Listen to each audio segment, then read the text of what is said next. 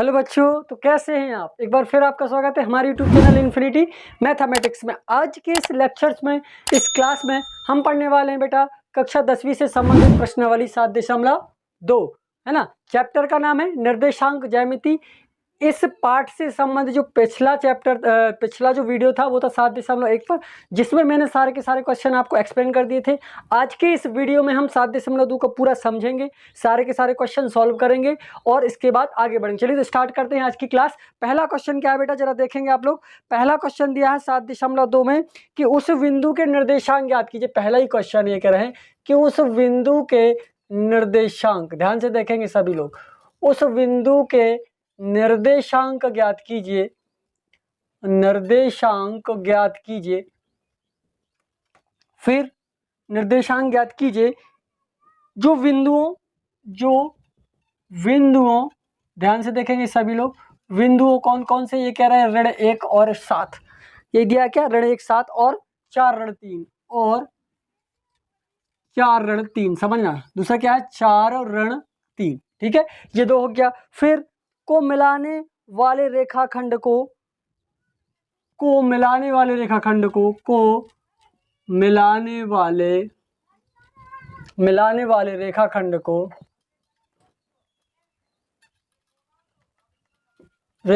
को 2:3 में 2:3 के अनुपात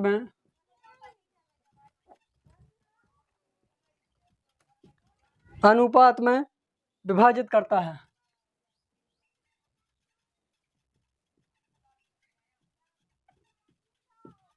विभाजित करता है, ये पहला क्वेश्चन था, ठीक है। क्वेश्चन राइट करने में थोड़ा समय लग जाता। चलिए क्वेश्चन को सॉल्व कर लेते हैं। ये कह रहा है कि उस बिंदु के निर्देशांक ज्ञात कीजिए जो बिंदु 1 7 ऋण 1 7 और 4 ऋण 3 को मिलाने वाले रेखाखंड को 2:3 में विभाजित करता है। तो आप देखेंगे कि इसके लिए विभाजित करता है, मतलब इसमें कौन सा फॉर्मूला लगेगा। आप खुद देखिए, जो विभाजित करते की बात आ रही, मतलब कौन सा फार्मूला लगेगा, विभाजन सूत्र का प्रयोग होगा। आप क्या करोगे इसमें, देखो पहले लिखोगे हल। अब हम आपको कुछ सरल तरीके से बताते हैं। जैसे मान लीजिए हमारा एक बिंदु ए है और ये एक हमारा बिंदु बी। ये हमारा बिंदु ए हो गया, ये हो गया एक बिंदु बी। जो ए के निर्देशांक वो मान लेते हैं कि ऋण 1 और 7 है। जो वी के निर्देशांक है वो 4 ऋण 3 है, ठीक है, ये वी के निर्देशांक हो गए। और ये कह रहा है कि मिलाने वाली रेखा को 2:3 के अनुपात में विभाजित करता है एक बिंदु। मान लीजिए कि एक बिंदु क्या है, यहाँ पर मैं उसको मान लेता हूँ कि पी बिंदु है, जो इनको 2 और 3 विभाजित करता है, 2:3 के अनुपात में विभाजित करता है। और ऐसे क्वेश्चनों का हमें क्या करना है बेटा, विभाजन सूत्र से हल करना। देखिए कैसे, आप यहाँ लिखोगे विभाजन सूत्र से, सीधा लिखोगे आप विभाजन सूत्र से। अब जो विभाजन सूत्र होता है उसको आपको यहाँ लिखना है। विभाजन सूत्र क्या होता है, मैं आपको बता चुका हूँ कि m1x2 plus m2x1 upon m1 plus m2। इसी में दूसरा होता है इसका भाग, क्या होगा, m1y2 plus m2y1 upon m1 plus m2। ये हमारा विभाजन सूत्र हो गया। अब इसमें क्या करना है, आपको सीधा वैल्यू पुट कर देना है, मान भर देना है, ठीक है, और कुछ नहीं करना है। चलिए तो मान लेते हैं। आप इसको देखोगे, इसको मान लो जो अनुपात में बेटा, ये हो गया हमारा m1, ये हो गया बेटा हमारा m2, और इसको मान लेते हैं हम x1 y1 और इसको हम मान लेते हैं x2 y2। जो पहले बिंदु के निर्देशांक होते हैं उनको x1 y1 मान लेना, और जो दूसरे बिंदु के निर्देशांक होते हैं उसको x2 y2 आपको मान लेना है और मान भर देना। सीधा हम यहाँ मान भरेंगे। देखिए आप सभी लोग, m1 का मान क्या बेटा 2, यहाँ लिखो 2। x2 का मान क्या है, x2 का मान है सर 4, धन m2 का मान क्या है 3, x1 का मान क्या है ऋण का 1 बटे में m1 प्लस m2। m1 का मान क्या है 2, धन m2 का मान क्या है 3। चलिए अगले पे आइए, m1 का मान क्या है 2 गुणा y2 का मान क्या है ऋण का 3, धन m2 का मान क्या है 3, y1 का मान क्या है, y1 का मान है भैया 7, यहाँ भर देंगे हम 7 बटे m1 का मान क्या है 2, m2 का मान क्या है 3। चलिए आगे सॉल्व करेंगे तो 2 चौका 8, और 1 का 3 होगा, 3 एकम का 3 बटे 2 और 3 5। अगले पे आएंगे 3 दूनी का 6, 7 3 का 21 बटे 3 और 2 5। और आगे इसको सॉल्व करोगे आप, 8 में से 3 गया 5, 5 बटे के 5 आ जाएगा। अगला 21 में से 6 का भैया 15, 21 में से 6 गए, 15/5। इसको और सॉल्व करोगे, 5 एकम 5, 5 एकम 5, 5 3 15। तो जो निर्देशांक आएंगे भैया वो आएंगे 1 और 3। जो बिंदु P के निर्देशांक वो क्या आ गया, 1 और 3। बिंदु P के निर्देशांक आ गए हमारे 1 और 3। ये हमारा क्वेश्चन होगा, बिल्कुल सरल है। M1 x2 M2 x1 के इसको मान लेना, आपको जो अनुपात में दिए उनको M1 और M2 मान लेना है। जो पहले बिंदु के निर्देशांक उनको x1 y1, जो दूसरे बिंदु के निर्देशांक उसको x2 y2 मानना। सीधा विभाजन का फॉर्मूला लगा देना, विभाजन सूत्र लगा देना है, और लगाने के बाद आपको क्या करना है, M1 M2 x1 x2 x1 और y1 y2 आदि की वैल्यू आपको भर देनी है, और इसी के साथ हमारा क्वेश्चन सॉल्व हो जाएगा। ठीक है बेटा, ये हो गया हमारा क्वेश्चन, बहुत ही सरल था। आप इसका स्क्रीनशॉट ले लीजिए, इसको समझ लीजिए। हम चलते हैं नेक्स्ट पेज पर और नेक्स्ट क्वेश्चन की ओर। चलिए क्वेश्चन नंबर दूसरा बेटा। क्वेश्चन नंबर दूसरा कह रहा है कि बिंदुओं 4 ऋण 1 और ऋण 2 3 को जोड़ने वाले रेखाखंड को समत्रिभाजित करने वाले बिंदुओं के निर्देशांक ज्ञात कीजिए। समत्रिभाजित मतलब उनको 3 भागों में बांटता है। कितने भागों में बांटते भैया, 3 भागों में बांटते हैं। देखिए कैसे करना है, इसको मैं समझा रहा हूँ। तो 3 भाग हमें बनाने पड़ेंगे कि ऐसे कोई बिंदु लेना पड़ेगा जो 3 भागों में इसको विभाजित कर दे। बिंदुओं मान लेंगे हम कि हमारा एक बिंदु ये हो गया, इसको दे दिया हमने A, इसको दे रहे हैं हम B। ठीक है, एक के निर्देशांक ये हो जाएंगे 4 ऋण 1 और अगले के निर्देशांक हो जाएंगे ऋण 2 ऋण का 3। तो जोड़ने वाला जो रेखाखंड इन दोनों बिंदुओं को जोड़ रहा है वो समत्रिभाजित करता है, 3 भागों में बांटता है। मतलब एक भाग ये हो गया और एक ये 2 भाग, तो 1 2 3 भाग हो गए।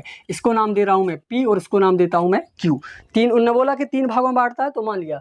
अब यहाँ अनुपात तो कुछ दिया नहीं भैया, तो हम मान लेते हैं इसको, ये एक भाग हो गया, इसका भाग एक भाग हो, मतलब इनके बीच की दूरी 1 1 है। ठीक है, क्योंकि 3 समान भागों में बांटता है, कुछ नहीं दिया तो हमने 1 1 कर लिया है कि A से P की दूरी 1, P से Q की और Q से B की दूरी 1 1 है। और 3 भाग है तो एक भाग, दूसरा भाग और एक तीसरा भाग, तीनों भागों में विभाजित हो गए। ठीक है, अब ये कह रहे हैं अब हमें उनका मान निकालना पड़ेगा भैया विभाजन सूत्र से कि क्या कौन कौन से वो निर्देशांक हैं इनके। तो हम क्या करेंगे, फॉर्मूला वही लगाना पड़ेगा हमें।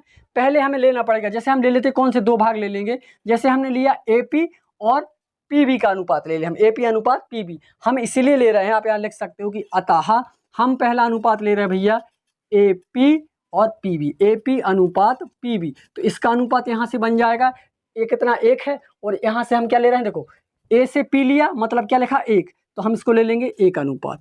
फिर अनुपात क्या लिखा PB, मतलब P से B, तो कितने हिस्से आ रहे हैं, 1 और 1 2 हिस्से आ रहा है, तो अनुपात हो जाएगा भैया हमारा 1 अनुपात 2, क्योंकि हम इस साइड 2 हिस्से ले रहे हैं इसलिए 2 आएगा। अब आपको क्या लगाना, विभाजन सूत्र। आप यहाँ लिखोगे विभाजन सूत्र से, विभाजन सूत्र से। अब विभाजन सूत्र हमने आपको बता दिया है, क्या बताया है, M1 x2 plus M2 x1 upon M1 plus M2। फिर क्या बताया हमने, M1 y2 plus M2 y1 upon M1 plus M2। ये होता है हमारा विभाजन सूत्र। इस विभाजन सूत्र का प्रयोग करके हमें इसका हल निकालना है। अब मान रखेंगे, अब क्या आपको पता है बेटा, इसको हम मानते हैं x1, इसको मानते हैं y1, इसको मानते हैं x2 और इसको मानते हैं सर y2। अब यहाँ मान भर दीजिए, सीधा सा काम था।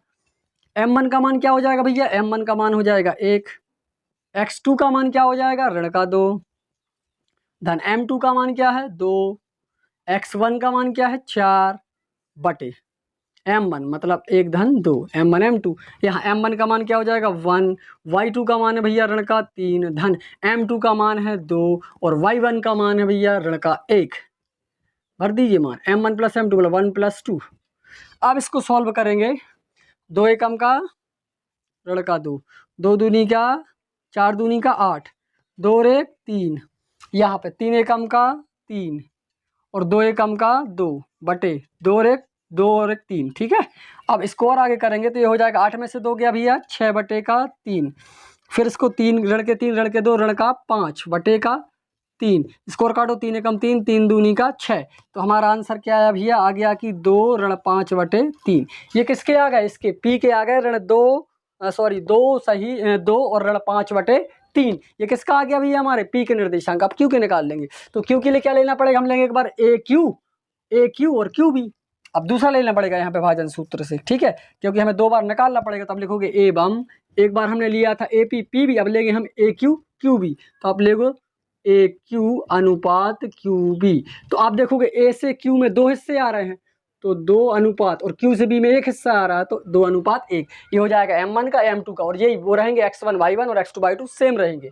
फॉर्मूला मान भर दीजिए, फॉर्मूला यही है भैया M1 का मान कितना है 2, X2 का मान है ऋण का 2 धन, फिर क्या है हमारा M2 का मान क्या है 1, M2 के बाद X1 का मान है 4 बटे M1 धन M2, ठीक है। यहाँ करेंगे अब क्या है M1 और Y2, M1 का मान क्या भैया हमारा 2, M1 ये हो गया 2 है इसका मान, फिर क्या लिखा Y2 का मान क्या हो जाएगा, Y2 का मान है ऋण का 3 धन, फिर क्या M2 का मान है 1, और Y1 का मान क्या दिया, Y1 का मान है ऋण का 1, यहाँ रखेंगे ऋण का 1, और अनुपात में M1 बटे M2 होता है, देखो M1 प्लस M2 होता है तो 2 धन 1 हो जाएगा। जोड़िए सबको अगर हम जोड़ेंगे तो ये हो जाएगा 2 दूनी का 4, 4 एकम का 4, 2 एक 3, इसको करेंगे तो 2 3 का 6 ऋण 1 एकम का 1 बटे का 2 एक 3, ठीक है।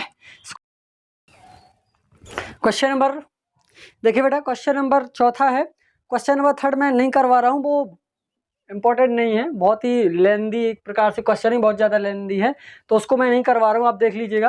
क्वेश्चन नंबर फोर्थ में करवा रहा हूँ जो इम्पोर्टेंट है, ये देखिए, बिंदु ऋण 3 10 और 6 8 को जोड़ने वाले रेखाखंड को बिंदु ऋण 1 6 किस अनुपात में विभक्त करते हैं। माना ये कह रहा है कि जैसे मान लीजिए हमारा एक बिंदु ये है, इसका नाम दे रहा हूँ मैं A, इसका नाम दे रहा हूँ मैं B, इसके निर्देशांक उसको मान लेते हैं कि ऋण 3 10 है, और बिंदु B के निर्देशांक ये दिए क्या दिए 6 ऋण 8 है।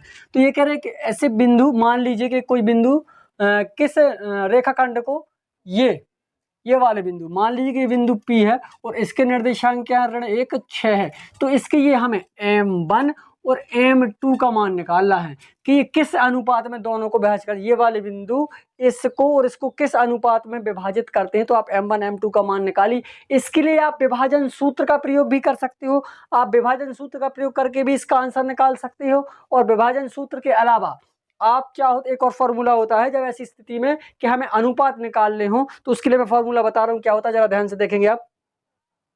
होता विभाजन सूत्र है, लेकिन विभाजन सूत्र का एक केस होता है, केस समझते हो आप, स्पेशल स्थिति में बनाते हो उसको। चलिए मैं विभाजन सूत्र से ही कर देता हूं इसको, विभाजन सूत्र से आप यहाँ लिखोगे विभाजन सूत्र से, मैं इसको विभाजन सूत्र से ही कर दे रहा हूँ, ठीक है। विभाजन सूत्र से इसको निकाल दूंगा और प्रॉब्लम सॉल्व हो जाएगी आपकी। विभाजन सूत्र क्या था आपका, विभाजन सूत्र होता है, मैं बता रहा हूँ आपको कि विभाजन सूत्र है M1 X2 plus M2 X1 upon M1 plus M2।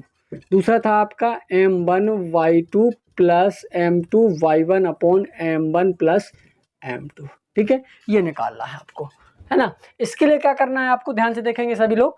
अब ये P किसके लिए, बिंदु आप लिख सकते हो किसके लिए, ये बिंदु P के लिए, द्वारा बिंदु P के निर्देशांक, विभाजन सूत्र द्वारा बिंदु P के निर्देशांक, बिंदु P के निर्देशांक, ठीक है।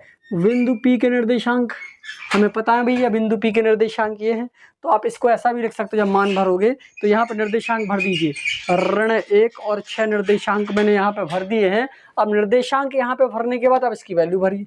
M1 का मान तो हमें पता नहीं है, तो यही रहेगा भैया।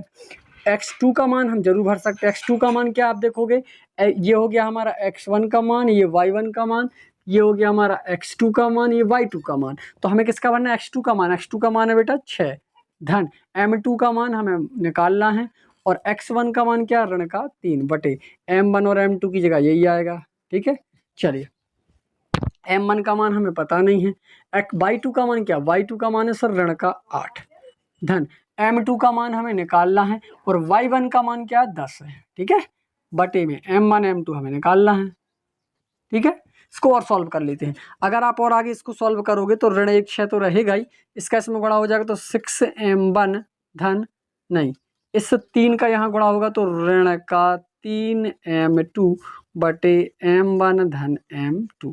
यहाँ जाइए, इसका गुणा करोगे ऋण 8M1 धन 10M2 बटे M1 धन M2, ठीक है। ये हो गया हमारा। अब इसकी तुलना कर दीजिए, तुलना करने पर, तुलना करोगे तो आप अलग लग जाएगा, तुलना करने पर, तुलना करोगे तो ऋण 1 इसके बराबर होगा और 6 इसके बराबर हो जाएगा, ठीक है। अब हम यहाँ से तुलना कर देते हैं, ठीक है। तुलना करेंगे, इसकी बहुत लेंदी हो जाएगा, ध्यान से देखो, शायद आपको दिख रहा है कि नहीं आ रहा, पूरा स्क्रीन आ रहा है क्या। चलिए तुलना करने पर, अब तुलना करते हैं हम, इसको इसके बराबर लिखना है, तो हम लिखेंगे यहाँ 6M1 ऋण 3m2 बटे m1 धन m2। लेकिन इसमें थोड़ी सी प्रॉब्लम हो जाएगी, मुझे ऐसा लग नहीं रहा है कि निकल आएगा आंसर, है ना। चलो फिर भी चेक कर लेते हैं, कोई प्रॉब्लम नहीं, करना है अपन को ऋण 1, ठीक है। ये हो गया। एवं दूसरा ये हो जाएगा कि ऋण का 8m1 धन का 10m2 बटे m1 धन m2 बराबर क्या है, बराबर रहेगा 6। इसके बराबर रहेगा, इसको मैं अच्छे से लिख दूँ थोड़ा सा तरीके से समझ में आया आपको। 8m1 धन 10m2 बटे m1 धन m2 बराबर 6, ठीक है। ये हो गया। अब तुलना करें, इसका पक्षांतर मैं यहाँ कर रहा हूँ तो ये हो जाएगा 6m1 ऋण 3m2 बराबर, इसका यहाँ होगा तो ऋण का हो जाएगा m1 और ऋण का हो जाएगा m2, ठीक है, दोनों ऋण के हो जाएंगे।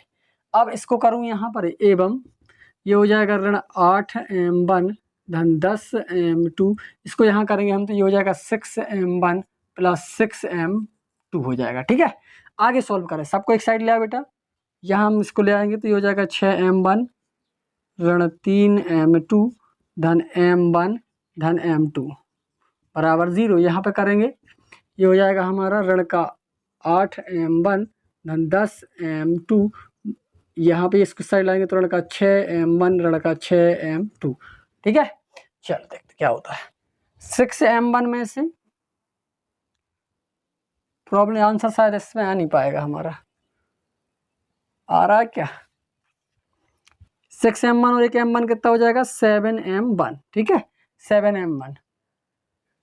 अब क्या कर सकते हो आप इसको, m2 ये कितना 3 में से 1 गया, ऋण का 2m2 बराबर 0 हो गया, ठीक है।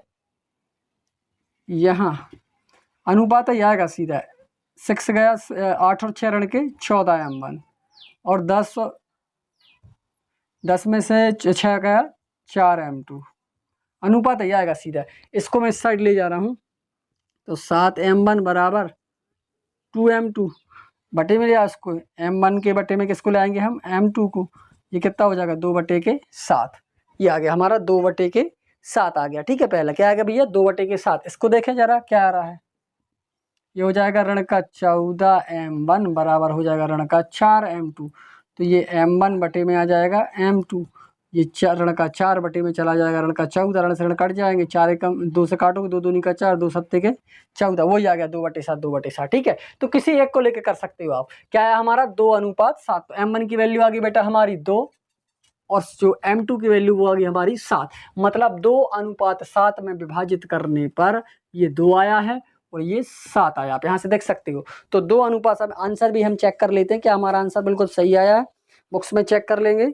आंसर सही आ रहा है कि नहीं आ रहा है। ये था हमारा एक्सरसाइज 7.2 प्रश्नावली 7.2। तो हम इसका आंसर चेक कर रहे हैं,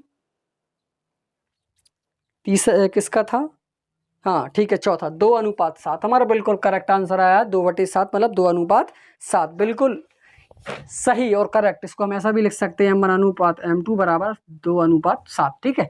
यही होता है, बटे का मतलब भी यही होता है और उसका मतलब भी यही होता है, ठीक है। इसका स्क्रीनशॉट ले लीजिए बेटा। स्क्रीनशॉट लेने के बाद हम नेक्स्ट क्वेश्चन सॉल्व करेंगे, शायद आपको ना दिख रहा हो, है ना।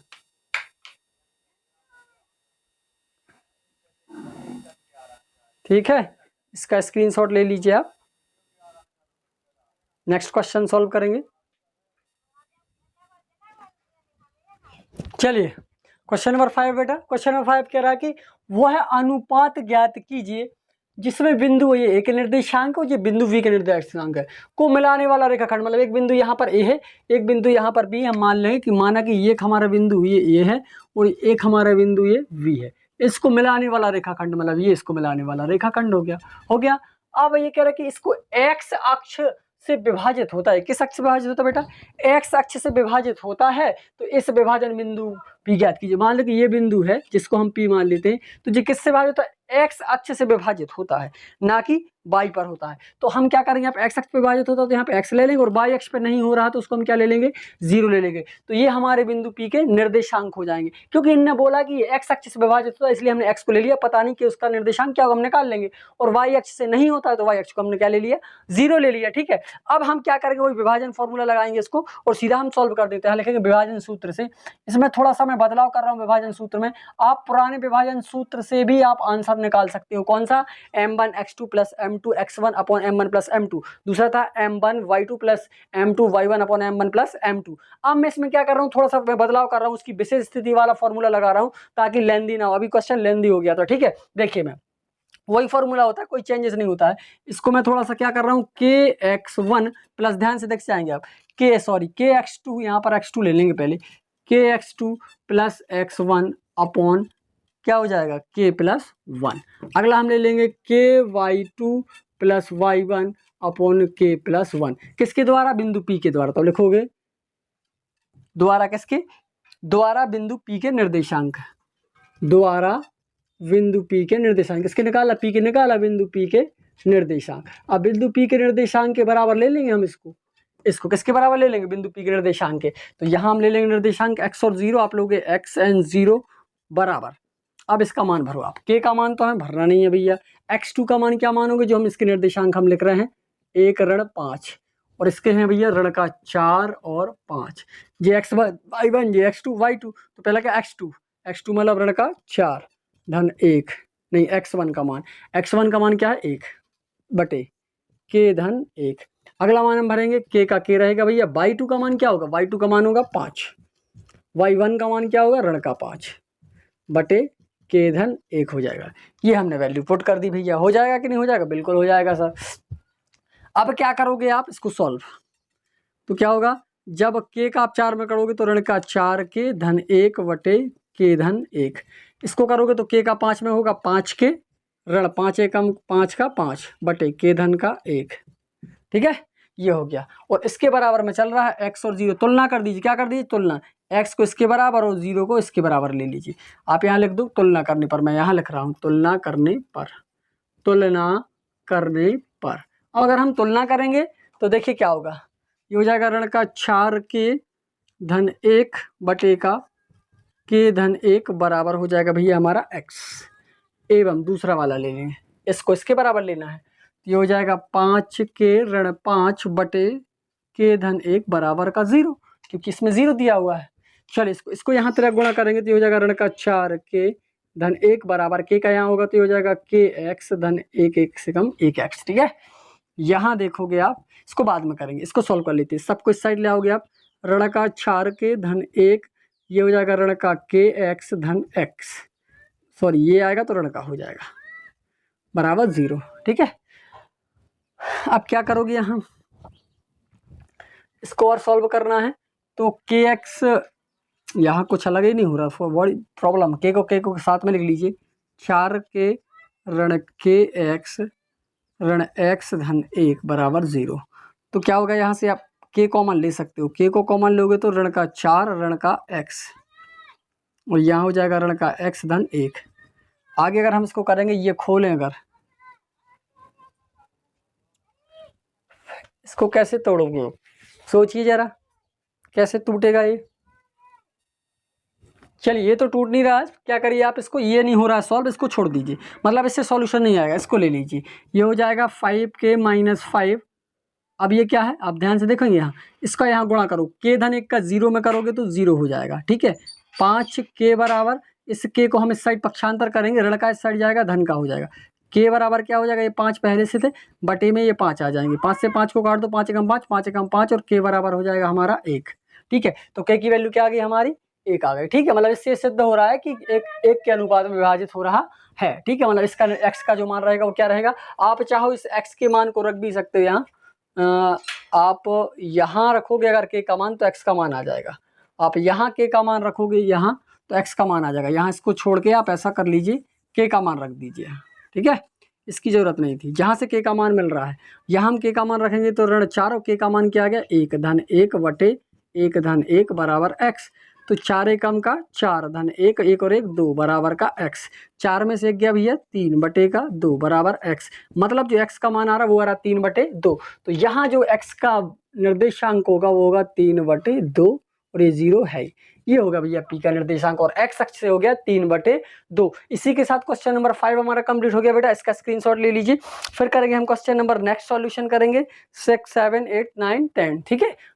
टोटल मिलाकर 10 क्वेश्चन, जिसमें से 5 कंप्लीट हो गए हैं। इसका स्क्रीनशॉट ले लीजिए। नेक्स्ट क्वेश्चन करेंगे बेटा नेक्स्ट पेज पर। चलिए बेटा क्वेश्चन नंबर 6 था, यदि बिंदु 1 2 4 वाई और x 6 और 3 5 इसी क्रम में लेने पर, अगर हम इसको इसी क्रम में ले लें तो एक समांतर चतुर्भुज के शीर्ष हो। मान लेते हैं कि ये एक समांतर चतुर्भुज के शीर्ष होते हैं, तो x और y का मान ज्ञात कीजिए। इसमें हमें क्या करना है, x और y का मान ज्ञात करना है। तो पहले क्या करें, समांतर चतुर्भुज की बात हो रही है तो हम पहले क्या कर लेते हैं, समांतर चतुर्भुज बना लेते। जैसे मान लीजिए हमारा एक समांतर चतुर्भुज ये है, ये रहा हमारा समांतर चतुर्भुज। क्या रहा भैया, समांतर चतुर्भुज। इसको हम बना लेते हैं समांतर चतुर्भुज, बन गया हमारा ये। अब समांतर चतुर्भुज मान लीजिए कि ये शीर्ष इसके ये है, जैसे हमने यहाँ ले लिया 1 2, क्या ले लिया भैया 1 2 ले लिया, और यहाँ पे हम ले लेते हैं, ये हो गया हमारा 4 वाई और तीसरे नंबर का हमारा हो गया x 6, ये हो गया x और 6। अगले निर्देशांक हो गया 3 और 5। क्या हो गया भैया 3 और 5। अब समांतर चतुर्भुज के विकर्ण खींच लेते हैं। मान लीजिए हमने ये विकर्ण लिए, एक विकर्ण ये हो गया और एक विकर्ण हो गया ये हमने विकर्ण ले लीजिए। अब आप इसमें देखिए इनका नाम दे सकते हो शीर्षों का, जैसे मैंने दे दिया, इसका हो गया ए, ये शीर्ष बी, ये हो गया सी और ये हो गया डी, और ये इसके निर्देशांक हो। ये यहाँ पर दोनों क्या कर रहे हैं, दोनों जो विकर्ण है वो यहाँ पर प्रतिच्छेद कर रहे हैं, यहाँ पर दोनों को काट रहे हैं। तो आप देखोगे कि समांतर चतुर्भुज, आप लिखोगे समांतर चतुर्भुज, कौन सा भैया, समांतर चतुर्भुज। समांतर चतुर्भुज के विकर्ण एक दूसरे को समद्विभाजक, आप लिखोगे यहाँ समांतर चतुर्भुज के विकर्ण एक दूसरे को क्या करते हैं, कि विकर्ण एक दूसरे को क्या करते हैं भैया, समद्विभाजित करते हैं।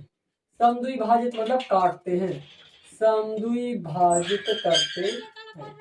अब समद्विभाजित करते हैं का मतलब क्या है, इनको काटते हैं। अब काटते, तो जब दोनों विकर्ण एक दूसरे को काटते हैं तो इसका मतलब क्या होता है कि दोनों विकर्ण आपस में बराबर है। आप यहाँ लिख सकते हो कि AC बराबर BD, जो इसका विकर्ण एक AC है, एक विकर्ण आप देखोगे जो AC है वो BD के बराबर हो गया, AC बराबर BD। ये दोनों हमने क्या ले लिए बेटा, विकर्ण ले लिए। अब हम क्या करते हैं, यहाँ के जो प्रतिच्छेद बिंदु निकाल लेंगे, तो मध्य बिंदु, जब इसका मध्य बिंदु निकालेंगे तो मध्य बिंदु क्या होता है, मध्य बिंदु का फॉर्मूला क्या होता है, x1 धन x2 बटे 2 होता है कि नहीं होता है। क्या होगा, y1 धन y2 बटे के 2, और दूसरा भी यहाँ लग जाएगा x1 धन x2 बटे के 2, y1 धन y2 बटे का 2। ठीक है, ये हो गया हमारा फॉर्मूलाज हो गया। अब इनको क्या कर दो भैया, तुलना कर दीजिए। क्या कर दीजिए, तुलना कर दी, मतलब AC के लिए A और C है, ये हो गया x1 y1, ये हो गया x2 y2। वैल्यू अगर हम भरेंगे तो x1 का मान क्या हो जाएगा 1, x2 का मान क्या हो जाएगा x बटे का 2, y1 का मान देखेंगे अब हम। ठीक है, y1 का मान हो जाएगा 2, y2 का मान हो जाएगा 6 बटे के 2। यहाँ भर लेते हैं हम इस वाले में BD में, B और D, ये BD, तो x1 y1 हो गया, x2 y2 हो गया। तो x1 का मान हो जाएगा हमारा 4 धन x2 का मान हो जाएगा हमारा 3 बटे के 2। अब y1 का मान हो जाएगा y, और y2 का मान हो जाएगा 5 बटे के 2। अब क्या कर लेते हैं, इनकी तुलना कर लेते हैं। तुलना कैसे करेंगे, ये वाला हो जाएगा इसके बराबर, ये वाला हो जाएगा इसके बराबर। तो हम तुलना करेंगे तो ये हो गया हमारा 1 प्लस x बटे 2 बराबर हो जाएगा 4 धन 3 बटे के 2, एवं इसको ले लेंगे हम 2 धन 6 बटे के 2 बराबर y धन 5 बटे के 2। अब इसको अगर आगे हम सॉल्व करें तो आप देखोगे कि 1 धन x तो सेम रहेगा, बटे का 2 भी रहेगा, 4 में 3 जोड़ोगे 7 बटे का 2 हो जाएगा। ठीक है, एवं ये वाला दिया उसको भी ले लेंगे साथ में। क्या दिया, 6 और 2 जोड़ोगे आप तो 8, 8 बटे के 2 बराबर का y धन 5 बटे का 2 हो गया। अब इसको हल करना चाहो तो आप कर सकते हो, ये 2 है यहाँ पर। ठीक है, ध्यान रखोगे आप 2 का गुणा करोगे 2 एकम का 2, और 2 का x में करोगे 2x बराबर 7 दूनी का 14। यहाँ देखोगे आप तो ये इसका गुणा हो जाएगा, तो 8 दूनी का 16 बराबर 2y धन 5 दूनी का 10। इसको इस साइड ले आओ, इसको इस साइड पहुंचा दिया, हो जाएगा 2x बराबर 14 ऋण 2। ये क्या हो जाएगा, ये हो जाएगा 16 ऋण 10 बराबर का 2y। इसको आगे हल करोगे तो 2x बराबर हो जाएगा 14 में से 2 गया 12, एवं 14 में से 10 गया 6 बराबर का 2y। तो यहाँ y का मान आ जाएगा 3, 2 एकम 2, 2 3 का 6, यहाँ आ जाएगा 2 एकम का 2, 2 6 का 12। तो x का मान आ गया 6 और यहाँ y का मान आ गया 3।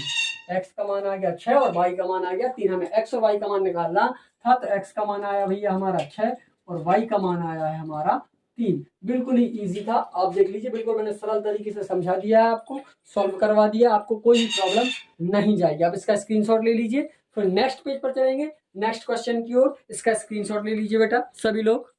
चलिए, जहां समझ में नहीं आया देख सकते हो आप कौन सा क्वेश्चन का आंसर नहीं आया, ठीक है। ये सारा इसका सॉल्यूशन, इसका स्क्रीनशॉट ले लीजिए आप। अगला क्वेश्चन करेंगे नेक्स्ट पेज से। चलिए, क्वेश्चन नंबर 7 बेटा, बिंदु ए के निर्देशांक ज्ञात कीजिए जहां ए बी वृत्त का व्यास है, जिसका केंद्र 2 ऋण 3 है तथा बी के निर्देशांक 4। आप देखो कैसे करना, बहुत ही सरल सवाल है और इम्पोर्टेंट है। आप देखोगे ध्यान से, बहुत ही अच्छे से मैं आपको समझाऊंगा। ये कह रहे एक वृत्त है, मान लीजिए कि हमारा एक ये वृत्त है, ध्यान से देखोगे सभी, ये वृत्त है और ये कह रहा है कि जो वृत्त का व्यास ए बी, मान लिया हमने कि ये हो गया हमारा व्यास, क्या हो गया ये व्यास, इसका नाम दे दिया मैंने ए और इसका नाम दे दिया हमने बी, ठीक है। अब ये कह रहा है इसका जो केंद्र है, मान लेते हैं ये बीचों बीच इसका केंद्र, इसके निर्देशांक है भैया 2 ऋण 3, ये इसके निर्देशांक है 2 ऋण 3। तो ये कह रहा है कि बी के निर्देशांक, अगर ए के निर्देशांक ज्ञात कीजिए, बी के निर्देशांक दिए यहाँ पर क्या क्या 1 और 4, तो इस ए के निर्देशांक ज्ञात कीजिए। तो इसके लिए आपको क्या करना पड़ेगा, आप क्या कीजिए, इसको मान लेंगे, हम यहाँ लिखते हैं माना की, एक मिनट है ना, थोड़ा सा इंक का प्रॉब्लम है, 1 मिनट। हम उसको क्या कर लेते हैं, मान लेते हैं, ठीक है। मानेंगे कि ए बी क्या है, एक व्यास है, ए बी व्यास है, तो उसको हम स्टार्ट करेंगे, ए बी एक व्यास मान लेंगे। फिर इसके बाद क्या करेंगे, हम मध्य बिंदु वाला, आप ध्यान से देखेंगे कि मध्य बिंदु वाला फॉर्मूला हम उसमें यूज कर देंगे। कैसे करोगे आप, मध्य बिंदु का फॉर्मूला क्या बताया मैंने आपको याद होगा, मध्य बिंदु वाला फॉर्मूला हमने क्या बताया था, याद है आपको, x1 plus x2 y2 and y1 plus y2 y2, ठीक है। x1 धन x2 बटे 2 और y1 धन y2 बटे 2, ये होता है किसका फॉर्मूला, मध्य बिंदु ज्ञात करने का फॉर्मूला। उसी का यूज हम कर देंगे, क्यों, क्योंकि इसमें आप देखोगे कि केंद्र का मान तो हमें दिया हुआ है, क्या दिया हुआ है 2 ऋण 3, ये हमें दिया हुआ है, ठीक है। देखिए कैसे करना है, मैं आपको समझा रहा हूं, आप समझ जाओगे। देखिए, मान लेते पहले तो है ना कि यह लिखा दिया है, आप ऐसा भी लिख सकते हो, क्या प्रॉब्लम हो गई, दिया है ए बी वृत्त का व्यास है, क्या भैया वृत्त का व्यास है। हम मान लेते कि जो ए से बी है ये वृत्त का व्यास है, और केंद्र क्या दिया हुआ, आप लिखोगे केंद्र दिया है भैया यहाँ पर, केंद्र के निर्देशांक है 2 ऋण 3 और बिंदु बी के निर्देशांक क्या दिए हुए हैं 1 और 4 दिए हुए हैं। तो आप इसमें क्या लगा ली, बिंदु ओ, केंद्र ओ, बिंदु ए बी का मध्य बिंदु, आप यहाँ लिखोगे कि केंद्र, इसको हम दे देते हैं ओ, यहाँ लिखो आप केंद्र ओ बिंदु ए व वी का मध्य बिंदु है। और जब ये मध्य बिंदु है तो मध्य बिंदु का फॉर्मूला हम लगा लेंगे। क्या है मध्य बिंदु है, तो मध्य बिंदु का फॉर्मूला क्या होता था, मैंने बताया था कि x1 धन x2 बटे 2 y1 धन y2 बटे 2 और ये इसका केंद्र क्या है, केंद्र का निर्देशांक ये है, तो केंद्र को लिख दो आप 2 ऋण का 3। अब इसकी क्या कर दीजिए, आप तुलना कर दीजिए। तुलना नहीं करोगे तो क्या करोगे, मान इसको क्या कर लो, ये तो मैंने मान लिया x और y एक ही निर्देशांक, ठीक है। ये हो गया x1, ये हो गया y1, ये हो गया x2, ये हो गया y2, मान भर दीजिए आप। x1 का मान क्या भरोगे आप x, और x2 का मान क्या भरोगे आप 1 बटे का 2, y1 का मान क्या भरोगे आप y2 का मान है 4 बटे के 2, बराबर में आप देखोगे कि 2 ऋण का 3 है। अब इसको और क्या करोगे, तुलना कर दो आप, तुलना करने पर क्या लिखोगे भैया, तुलना करने पर। अब जब आप तुलना करोगे तो ये हो जाएगा इसके बराबर और ये वाला हो जाएगा इसके बराबर, तो यहाँ कर दीजिए। इसको लिख रहा हूँ x धन 1 बटे का 2 बराबर में आ जाएगा 2, एवं दूसरा पद ये वाला y धन 4 बटे का 2 बराबर का ऋण का 3। सॉल्व करेंगे, इसका यहाँ गुणा करेंगे तो x धन 1 बराबर 2 दूनी का 4 ये हो गया वाई धन 4 बराबर 2 3 का 6। एक्स का मान निकाला, एक्स बराबर 4, इसको इस साइड ले जाएंगे, लड़का 1 हो जाएगा, तो एक्स बराबर आ जाएगा 3, मतलब एक निर्देशांक आ गया हमारा 3। दूसरा, अब इस 4 को इस साइड ले जाओगे आप, तो y बराबर ऋण का 6 पहले से था, ये धन के 4 इस साइड जाएंगे तो ऋण के हो जाएंगे, तो y का मान क्या आ जाएगा, ऋण के 6, ऋण के 4 हो जाएगा ऋण का 10, तो यह दूसरा मान क्या आ गया, ऋण का 10, तो x और यहाँ आ जाएगा ऋण का 10। ठीक है, ये निर्देशांक आ गए। निर्देशांक क्या है हमारे, 3 ऋण 10। बिंदु एक जो हो जाएंगे निर्देशांक वो 3 ऋण 10 हो जाएंगे। ये हो गया हमारा क्वेश्चन नंबर 7। बहुत ही सरल था, बहुत ही ईजी था, कोई प्रॉब्लम नहीं आपको जाएगी। अगर आपको समझ में नहीं आया तो फिर से आप उसको लगा के देखो, रफ में सॉल्व करके देखो, आपको समझ में आ जाएगा। ठीक है, इसका स्क्रीनशॉट ले लीजिए बेटा। क्वेश्चन नंबर 4 अगले पे चलेंगे हम, 8 नंबर पर। ठीक है, चलिए क्वेश्चन नंबर 18 बेटा जरा समझ लीजिए। यदि ए और बी क्रमशः ऋण 2 और 2 ऋण 4 हो तो बिंदु पी के निर्देशांक ज्ञात कीजिए ताकि ए पी बराबर 3/7 ए बी हो और पी रेखाखंड ए बी पर स्थित है। पहले तो ये कह रहा है कि हमारे पास, देखिए बेटा पहले आप समझ लीजिए, ये कह रहा है कि हमारे पास ये 2 बिंदु हैं, इसको नाम दिया उनने ए और इसको नाम दिया उनने बी, और ये कह रहा है ए बी और पी रेखाखंड ए बी पर स्थित है। पी भी किस पर स्थित है, ए बी पर स्थित है, तो हम मान लेते हैं कि ये बिंदु पी हो गया जो इस पर ए बी पर स्थित है। अब आप देखोगे कि जो ए के निर्देशांक वो ये दिए हुए हैं, क्या दिया है, एक निर्देशांक दिए ऋण 2, और जो बी के वो क्या दिए भैया, 2 ऋण के 4, ये दिए हुए हैं। अब आप देखोगे जो ए से पी की दूरी है वो क्या 3/7 है, इस ए बी का 3/7 है। इससे ये सिद्ध होता है भैया कि ये टोटल 7 है, तो ये 3 पार्ट कहलाया, ये 4 पार्ट कहलाया। ठीक है, इसका एपी, ए से पी देखोगे आप, इस ए बी का 3/4 है, मतलब तीसरा भाग है इस ए बी का। ठीक है, इसलिए इसको लगा 3 और 7। कैसे, क्योंकि टोटल जो है वो क्या है, योग 7 हो रहा है, तो एक अनुपात होगा 3 और दूसरा अनुपात होगा 4, तो टोटल कितना होगा 4, क्योंकि ए बी किसका, ए से पी का, ए बी का 3/7 है इस ए बी का। ठीक है, 3/7 मतलब 3 और 4 पार्ट में उसको हम तोड़ लेंगे। अब आप देखो इसमें विभाजन सूत्र का यूज करना है और कुछ नहीं करना है, या आप इसको ऐसा भी लिख सकते थे, अगर मैं आपको बता दूं, दिया पहले से समझ जाइए। दिया में क्या दिया कि जो एपी है, आपको नहीं समझ में आती है, दिया 3/7। जब एपी 3/7 दिया तो अब किसका, ए बी का 3/7 है, तो इसीलिए आप ये लिख सकते हो यहाँ कि जब एपी, ए से पी किसका, ए बी का 3/7 है, 3/7 है, मतलब 7 में से तीसरा हिस्सा है। तो आप ऐसा भी लिख सकते हो कि जो बीपी है, जो बीपी है वो क्या होगा, बीपी भी भैया 4/7 होगा, किसका 4/7 होगा ए बी का, ए बी का 4/7 बीपी होगा, इसलिए इसका ये क्या होगा 4 होगा। समझ गए। और आप लिख सकते हो कि एपी अनुपात पीबी,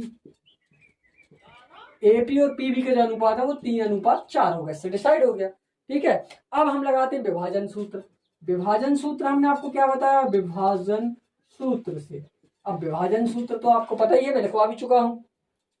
विभाजन सूत्र है m1x2 plus m2 x1 upon m1 धन m2, यह हमारा विभाजन सूत्र। फिर क्या है, m1 y2 plus m2 y1 upon m1 plus m2, ये हमारा विभाजन सूत्र है। अब इस विभाजन सूत्र में आप देखोगे हमें मान भरना है, तो भैया क्या करोगे आप, यहाँ इसके निर्देशांक निकालना है, तो इसको मान लो आप x1, इसको y1 और इसको मान लो x2, इसको y2, मान भर दीजिए यहाँ, और m1 m2 का मान ये हो जाएगा 3 और 4। ठीक है, सीधा वैल्यू पुट करेंगे, यहाँ कर दीजिए, कुछ नहीं होगा, बहुत ही सरल है। देखो अब मैं बता रहा हूँ, m1 का मान क्या होगा 3, x2 का मान क्या होगा, वहां देख लीजिए 2 है, धन m2 का मान क्या होगा 4, x1 का मान क्या होगा ऋण का 2 बटे का 3 धन 4 होगा। यहाँ मारेंगे m1 का मान हो जाएगा 3, y2 का मान हो जाएगा ऋण का 4, धन m2 का मान हो जाएगा 4 और y1 का मान हो जाएगा ऋण का 2 बटे में क्या हो जाएगा 3 धन 4। हल करेंगे इसको, देखिए क्या आएगा, 3 दूनी का 6 और 4 का आप दोनों गुणा करोगे ऋण के 2 में, ऋण 2 चौका 8 बटे का 7, इसको करोगे 4 3 का 12 और ऋण 4 दूनी का 8 बटे के 7, इसको और आगे हल करोगे आप तो क्या हो जाएगा, 8 में से 6 गया ऋण का 2 बटे का 7 और 8 ऋण के 12 और ऋण के 8 हो जाएंगे ऋण का 20 बटे के 7। ये निर्देशांक हो जाएंगे बिंदु पी के, क्या क्या आ जाएगा, ऋण का 2/7 और ऋण का 20/7। ये दोनों निर्देशांक हो जाएंगे किसके, बिंदु P के निर्देशांक निकाल आएंगे। और इसी के साथ हमारा क्वेश्चन कंप्लीट हो जाएगा, क्वेश्चन नंबर 8। अब इसके बाद 2 ही क्वेश्चन है, क्वेश्चन नंबर 9वां और 10वां। ठीक है, 9वां मैं सोच रहा हूँ आप लोगों को दे दूं करने के लिए, है ना। 9वां क्वेश्चन में कुछ नहीं है, 9वां क्वेश्चन बहुत इजी, मैं आपको समझा दे रहा हूं तो आप खुद कर लोगे। 9वां क्वेश्चन ये कह रहे हैं, आप खुद करके लाओगे और उसका वो बताओगे आप हमें आंसर। बिंदुओं ए बी को जोड़ने वाले रेखाखंड, एक बिंदु ये हो गया, एक बिंदु बी हो गया, इसको ए ले लेना, इसको बी ले लेना। जोड़ने वाले रेखाखंड ए बी को 4 भागों में बांटा गया है, 1 2 3, 1 2 3 4 भागों में बांटा गया। इसको ए दिया, इसको बी। अब बाकी को आप नाम दे दो, क्या क्या दे सकते हो, पी क्यू आर दे दो। इसमें इसको दे दिया पी, इसको दे दिया क्यू, इसको दे दिया आर। अब 4 भागों में बांटा गया, मतलब इसका अनुपात क्या होगा, इसका अनुपात होगा 1 1 1 1 1 होगा कि नहीं होगा। तो अब पहला अनुपात आप क्या ले लोगे, पहला ले लो आप, जैसे आपको क्या निकालना है, एपी, क्या निकाल लो आप, एपी और पीबी। एपी अनुपात निकाल लो पीबी, तो पीबी हो जाए, इसका अनुपात क्या हो जाए, यहाँ तक का 1 है, अनुपात 1 2 3 खंड है तो 3 हो जाएगा। विभाजन सूत्र लगा दो, फिर आप क्या निकालोगे, ए क्यू तक, ए क्यू अनुपात में क्या हो जाएगा, क्यूबी इसका अनुपात क्या हो जाएगा, 1 2 खंड है तो 2, और यहाँ भी 2 खंड है तो 2, मतलब 2 अनुपात 2 हो जाएगा। तो M1 M2 की वैल्यू क्या आ जाएगी, 2 अनुपात 2 आ जाएगी। इसी प्रकार आप क्या लोगे, ए आर, क्या लोगे, ए आर अनुपात आर बी, तो क्या हो जाएगा, 1 2 3 अनुपात 1 हो जाएगा। बस M1 M2 का मान, फिर विभाजन सूत्र लगा दोगे। इसी प्रकार निकालोगे आप इसका, तीनों का निकालना है बस, एक बार ये लगा, फिर विभाजन सूत्र, फिर ये निकाला, फिर विभाजन सूत्र, ये निकाला, फिर विभाजन सूत्र। इसका आंसर आप खुद हमें बताओगे। ठीक है, बिल्कुल ही इजी है, कोई कठिन नहीं है, आप इसको करके देखोगे। ये था क्वेश्चन नंबर समत्रिभाजित। क्वेश्चन नंबर दूसरे की तरह है, 9वां है क्वेश्चन दूसरे की तरह। 7 उसको 3 भागों में बांटना था, इसको 9 को 4 भागों में बांटना है, तो आप कर सकते हो, उसको कोई प्रॉब्लम नहीं है, आप कर सकते हो। ठीक है, बिल्कुल इजी है, कोई प्रॉब्लम नहीं है, आप कर सकते हो। देखो बहुत ही अच्छा, मैं लास्ट क्वेश्चन आपको बता दूं 10वां, क्योंकि ज्यादा लेंदी हो रही है एक्सरसाइज। 10वां क्वेश्चन में समझो, 9वां आप करोगे, इसका आंसर आप हमें बताओगे। ठीक है, तो इसको क्लीन कर रहा हूँ, स्क्रीनशॉट ले लेना, वीडियो को रिवर्स करके आप स्क्रीनशॉट ले लेना क्वेश्चन नंबर 8 का। ठीक है, हम कर रहे हैं क्वेश्चन नंबर 9, मैंने समझा दिया है। अब हम कर रहे हैं सीधा क्वेश्चन नंबर 10वां। देखिए जरा क्या कह रहा है क्वेश्चन नंबर 10वां, सीधा सॉल्यूशन करते हैं क्वेश्चन नंबर 10वां का, सीधा सॉल्यूशन करते हैं। क्वेश्चन नंबर 10वां क्या कह रहा है, जरा समझ लीजिए आप। ये कह रहा है कि एक समचतुर्भुज का क्षेत्रफल ज्ञात कीजिए। समचतुर्भुज है, मान लीजिए हमारा ये समचतुर्भुज है, ये मान लीजिए, है ना, ये क्या है हमारा समचतुर्भुज है। सर कहाँ दिख रहा है, ऐसा देखिए तो समचतुर्भुज दिखेगा। ठीक है, समचतुर्भुज है, इसके शीर्ष दिए हैं इसी क्रम में, है ना, जो दिए 3, इसको नाम दे देते हैं हम ए, इसको दे दिया बी, इसको दे दिया सी, और यहाँ दे दिया डी। जैसे मान लो इसके शीर्ष क्या दिए हैं, 3 और 0 है, आप लिखते जाइए, बहुत ही ईजी है। मैं अगला बता रहा हूँ, ये 5 4 है, 4 5 है, अगला है 1 4, 3 नंबर दिया है 2 और 1, ये इसके शीर्ष हो गए। शीर्ष हो गए तो आप ध्यान से देखोगे, जैसे मैं यहाँ को इसको ए को डी से मिला रहा हूँ, ए को सी से मिला रहा हूँ, विकर्ण है, आप सी से डी को भी मिला सकते हो, है ना, और एक हमारा हो जाएगा बी से डी। ठीक है, अब आप क्या करोगे, मैंने अभी बताया था कि सब